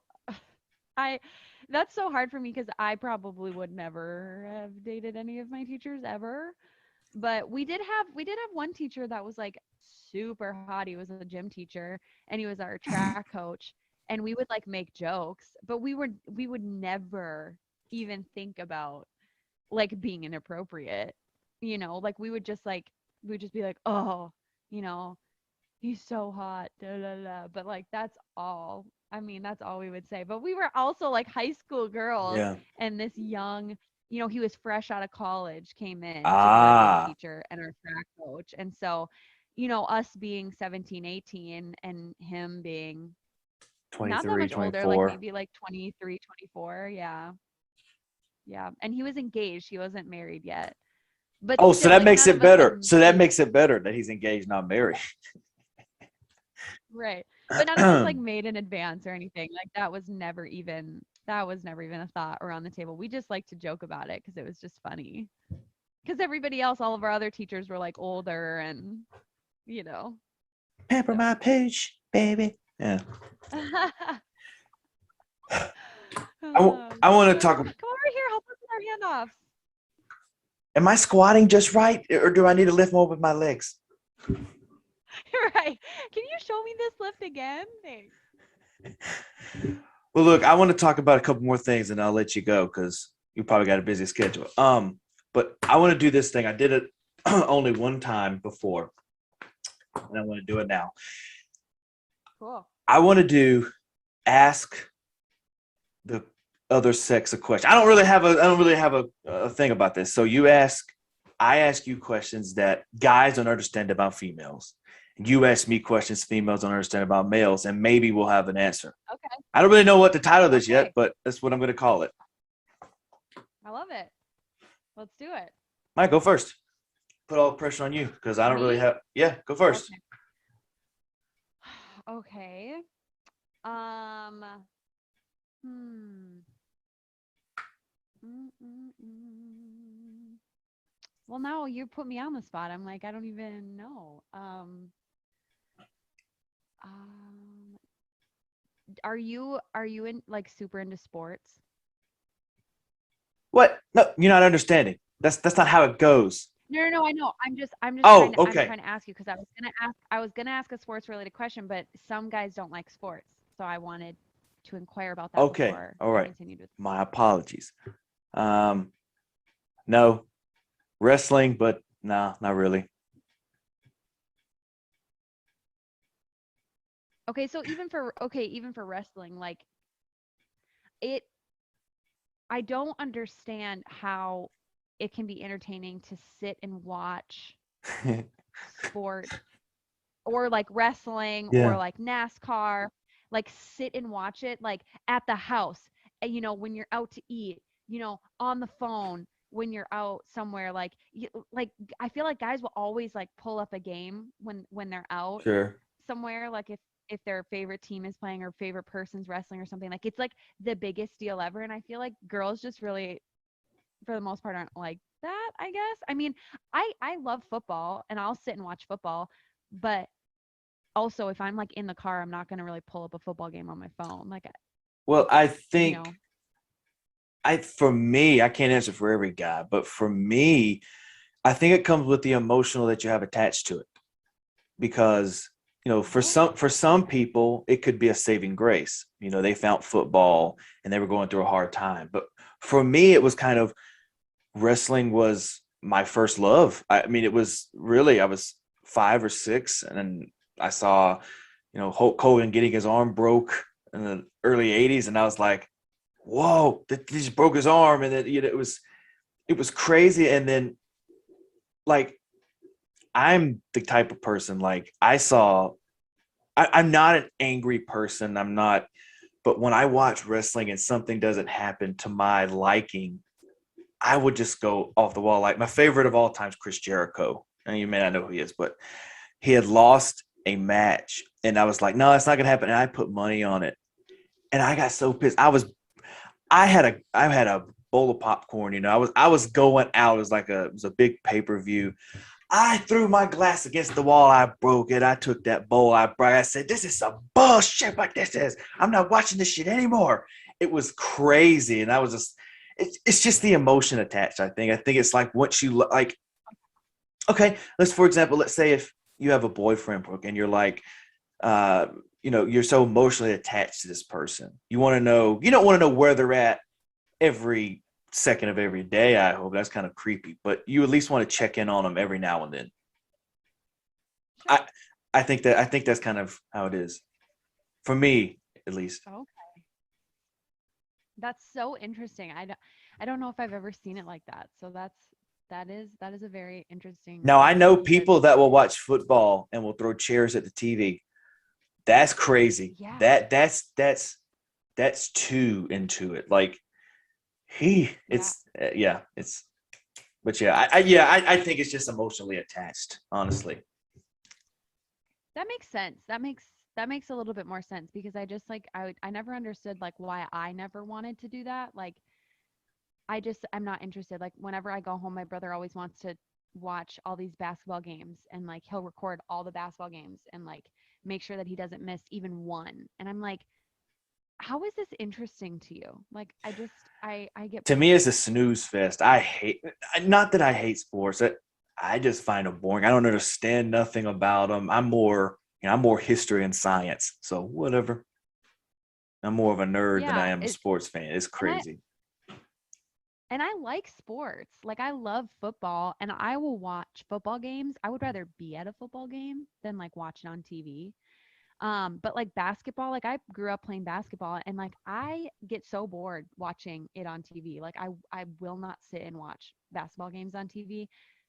I will go to a basketball game, and I See, think I'm that's the really fun, opposite. I but won't even go to a game. It's just I find it that non-interesting. Like it's just I'm gonna go and it's like someone's teaching me a new math problem, and I'm gonna have to sit there and figure it out the whole time. Why would I go to something I don't understand? yeah, that's a good point. You know, I had an argument with somebody on Facebook. You could say where I spend my time arguing with people. I love to just say Yeah. something. I love to just say something and get it out and just say something, make people mad and get out of there. I love doing that. And somebody had complained about their son was watching people play video games online instead of playing a video game. And I have a really good friend of mine who is a bigger YouTuber, and he plays games on there, and I'll watch him sometimes to support. And my thing was, I went to the guy and he had mentioned, you know, son, that he wants to watch guys play video games. He doesn't want to play video games. And my question was, do you watch sports on TV? His response was yes.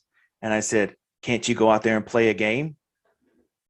I let it go. I said that. And there the ants come marching in.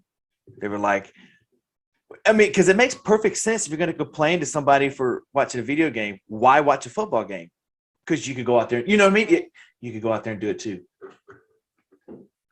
Right. That is a good point. I never would have thought about that, because that also confuses me. I don't understand how that's entertaining, but also everyone has different Yeah, interests, I guess. So not my interest, but yeah.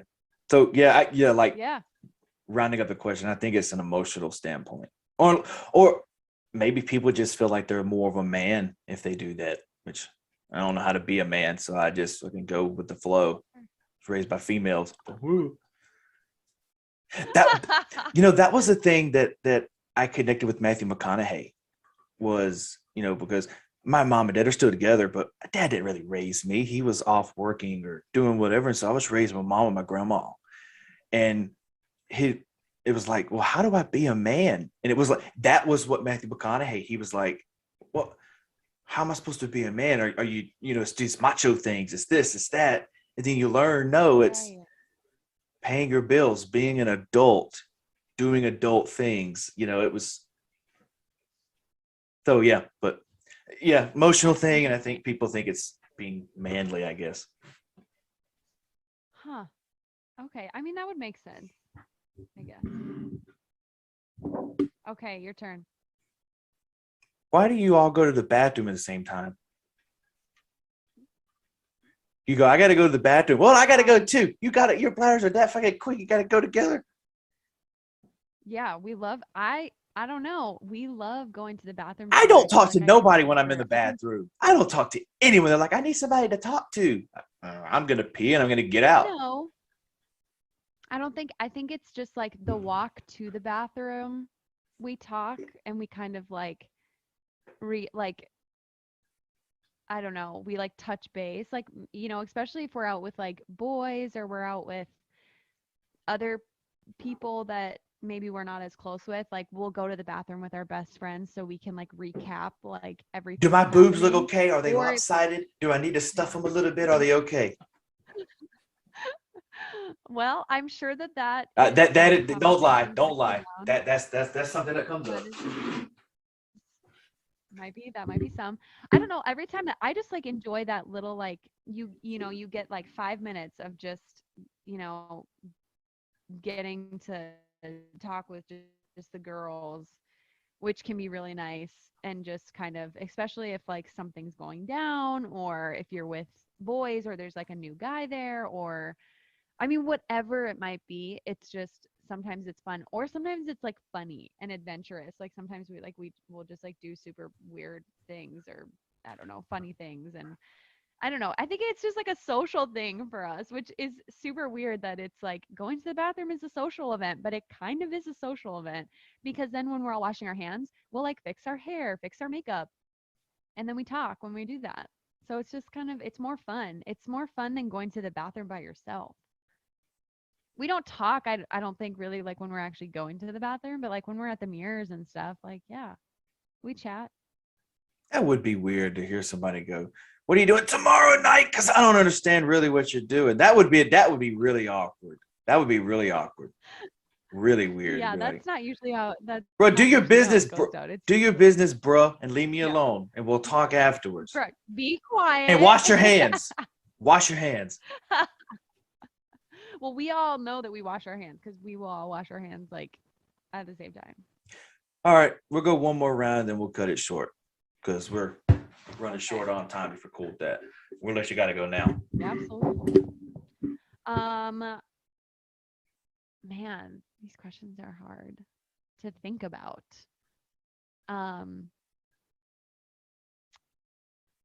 Oh, guys.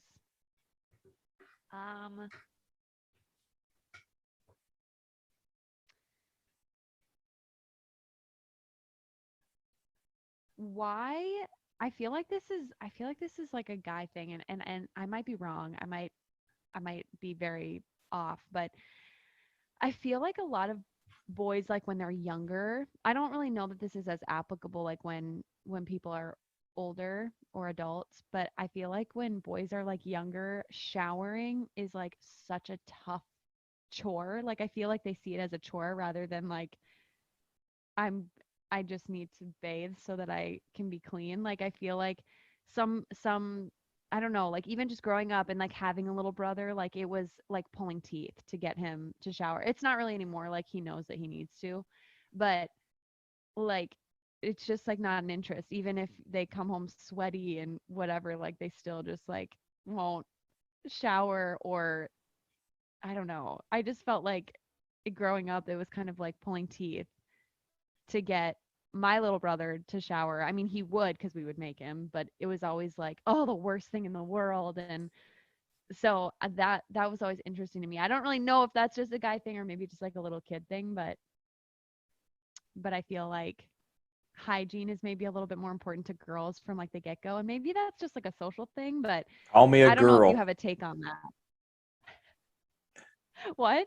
Said, call me a girl. I'm all about hygiene. I've never skipped out on a shower. I've knew just the thought of. Sometimes I shower twice a day.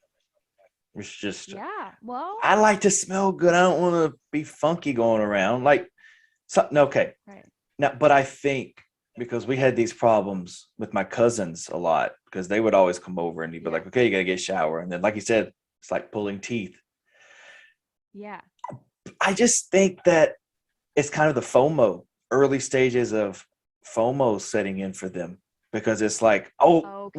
well, if I'm 30 minutes in the shower, it means there's 30 minutes less time I got to do this. It's 30 minutes less time I got to do this. And this person's going to miss this if I do this. I think Oh.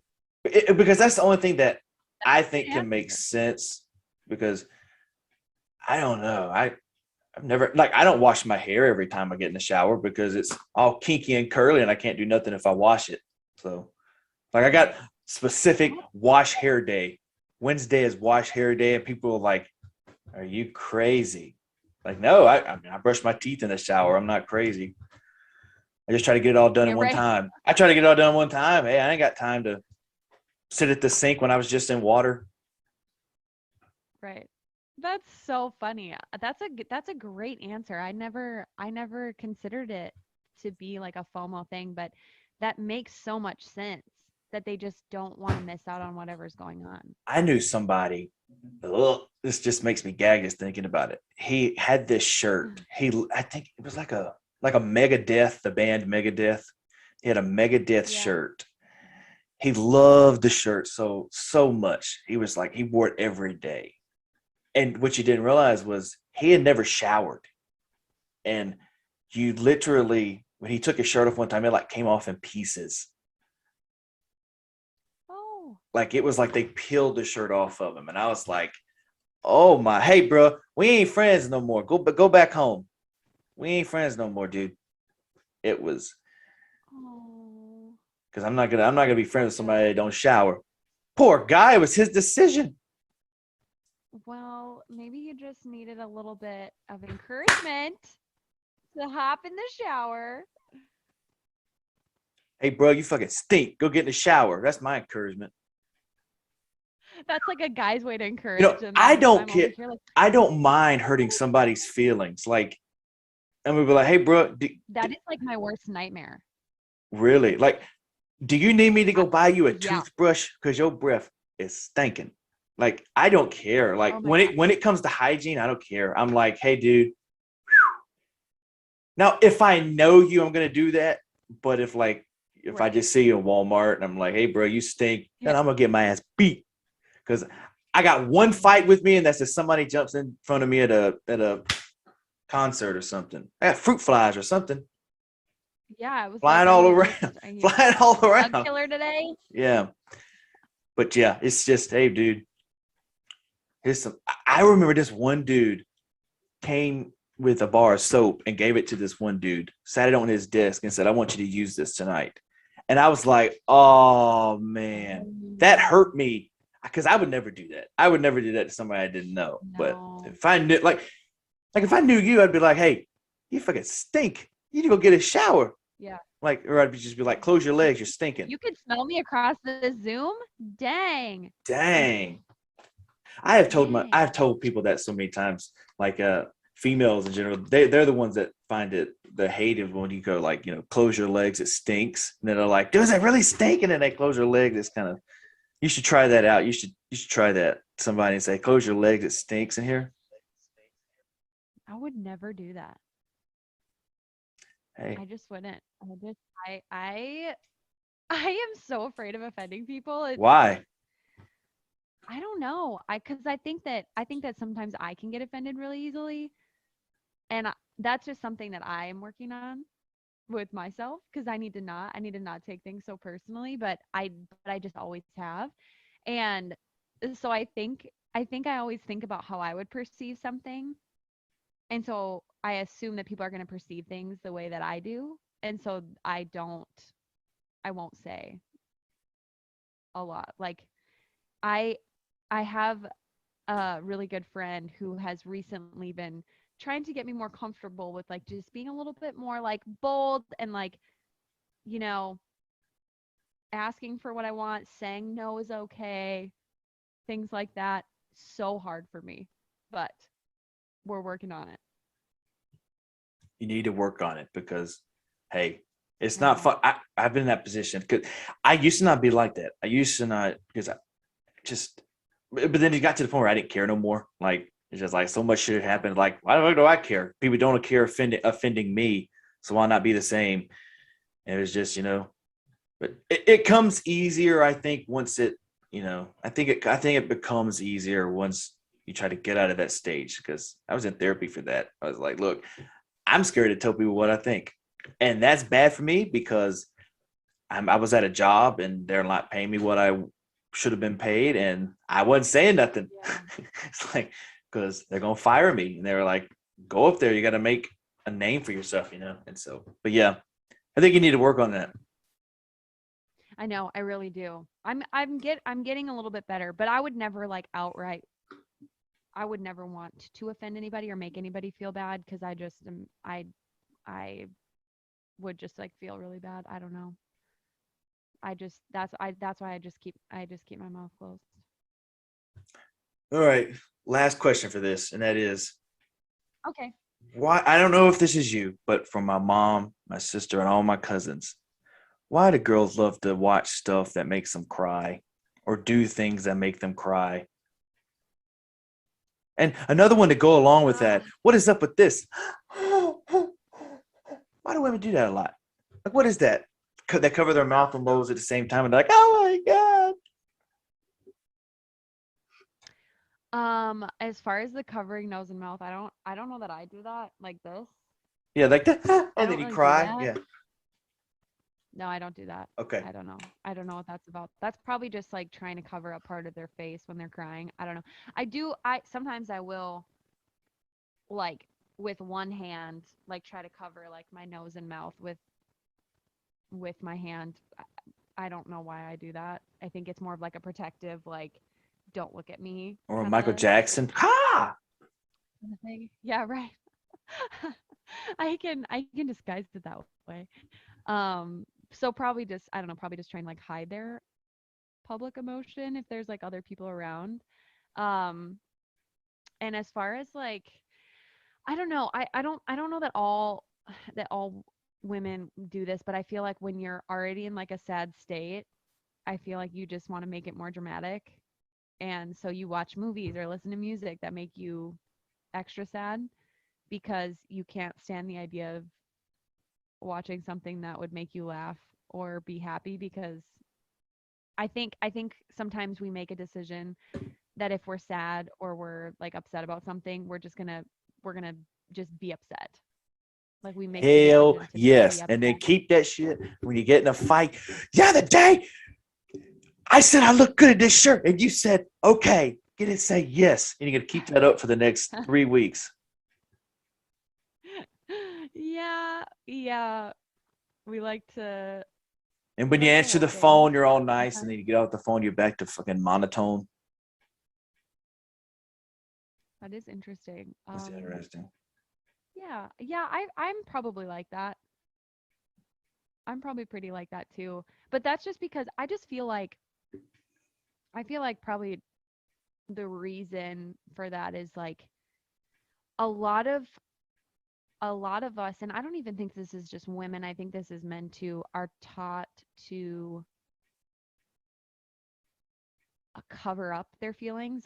Honestly, especially men are taught to just kind of hide their feelings and cover it up and kind of just shove it away.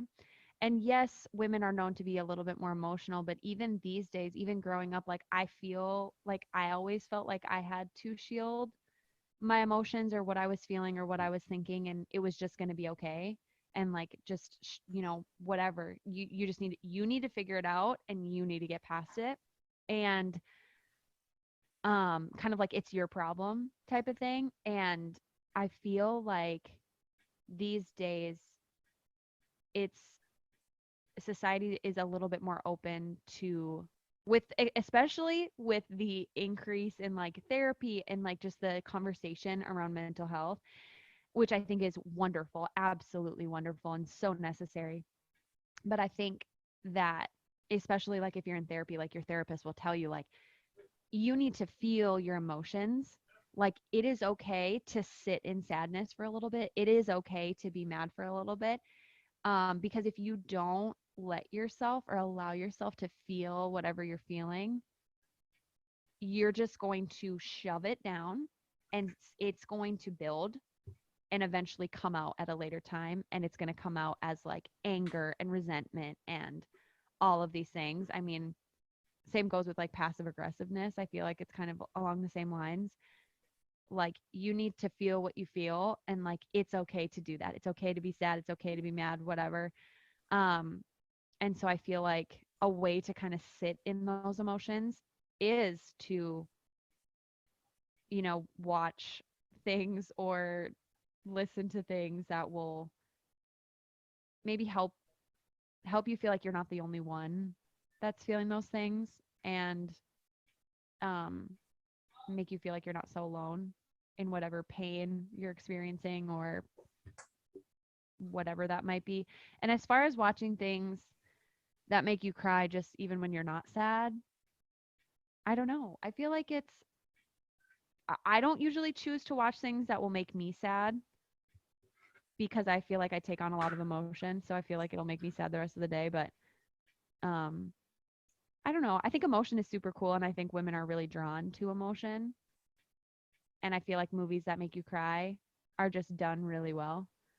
Now I've got And another they're probably question. really, Now, yeah. I know a lot of people, women that do this. Some men too, but I've seen it more in females. When you answer the phone, do you change your voice and sound nicer? Like either go hello instead of going hello. Yeah, like if I were, yeah, my phone voice is different from my regular voice. Why is that? I don't know. Like I don't know. And I feel like it's the same way with so many people. Yeah, I Like was I don't having like last. if I were to answer my phone right now, I'd be like, "Hello." So I like raise my voice like Yeah, a little bit. Yeah. even if you're mad at the person, you're just like, shut the fuck up. We're getting a phone call. Hush, I don't know who this is. Hello. You have the phone. I fucking hate your guts so goddamn much. I hate you so much. I really do. No. Do you hold grudges like that where you're just like, you're in a fight with somebody, then you answer the phone, you're nice, and you go back to effing monotone where you just hate them still. And then you bring it back up, 2 weeks later. You remember that time? I think I was on my period and you told me that I looked fat and I didn't eat that burger, but I did anyways. And he's like, oh my goodness. No, I can't say that I have. But you know what? It's okay to what admit is. it. It's fine. No, I don't really. I honestly, I hang around more girls than I do guys, to be honest. So. Yeah. And you do it to your girls too, I guess. Your chicks. Yeah, but we all understand each other, I feel like, a lot better. You ever had an argument? So we usually don't. You ever had an argument where you usually don't just say like things. me and my brother all the time, we would get in an argument when, we lived together and he would go, we'd just have an argument like, all that stuff I gave you, I want it back. Like, you guys ever do that? No. With your roommates? You never do that? You never get that irritated at somebody? No. Well, look at you. Look at you. I mean, I've been upset before, and I mean, I get upset about things, but Yeah, but do you ever usually it's hold pretty it to quick, people? like quick. Oh, okay. It's quick. It's one and over. No, if I'm holding anything against someone, it's probably I keep it inside. Like I don't, which probably isn't healthy, but like I said, I don't ever want to offend people, and I'm really awful at confrontation. So if I'm like upset about something, I usually try to deal with it myself before Until you finally blow up. continuing. Because I've done that. Hold it in, then you finally used blow to- up. And you just like, I used to be like Yeah. that. Yeah. and it all comes out Yeah, at once. where, You're like- like, where is this coming from? Yeah. I like a few years ago, I would go on runs because that's my way of just like getting out all the stress and all of the craziness of life. And I would like feel anger like in my chest just about things that I had like just had been building up and I had been ignoring and not really facing. So yeah, I don't do that anymore. Well, look, Brooke, you got a new EP coming out on the 30th, which is this Friday when this airs. Hellfire Holy Water. You got an EP show, which is, what is that, like a release party, I guess is what you can call it, also on the Yeah, it's a 30th. release party. Also on the Yeah. 30th. You can follow her on TikTok and Instagram, Brooke Lynn Music. It's she made a mistake by reaching out because now she's gonna have to be on here whenever I want her on. So that's what people, they're like, oh man, I signed into this shit. Now I gotta go on again. But no, we're gonna have you back on in December or January, and we're gonna do the albums again of this year because we did it last year. We're gonna, Yes. Oh, do that's that so thing. fun. I loved that. if you want to do it again, you don't have to. I get somebody else. Just say fuck you. No, absolutely. I think that'd be great. There's been a lot of great music released this year, so that'd be Yes, great. there has. But I'm gonna let you go. You have a good one, and appreciate you doing this again. Thanks. Yeah, absolutely. Thanks for having me on. This is always such a fun time. And we went over 2 hours again, which I wasn't planning on because now I got to go shoot a movie. You have to go shoot a movie? Yeah, the executive producer. Oh, wow. It's a short. It's Fun. a small film they're doing. I'm trying to build up the production company a bit because I just want to. I don't want to do just podcasts. I want to do music and movies and hodgepodge, play on the words of Yeah, everything. I love it. So yeah, Right. I'm gonna get dressed. I'm gonna head there now because I'm in pajamas and a Garth Brooks shirt I changed There you into. So We love Garth Brooks. yes, we do. All right, Brooke. Well, K- good luck. Have so much fun. I will catch you later. Have a good one. Thanks, you too. All right, bye.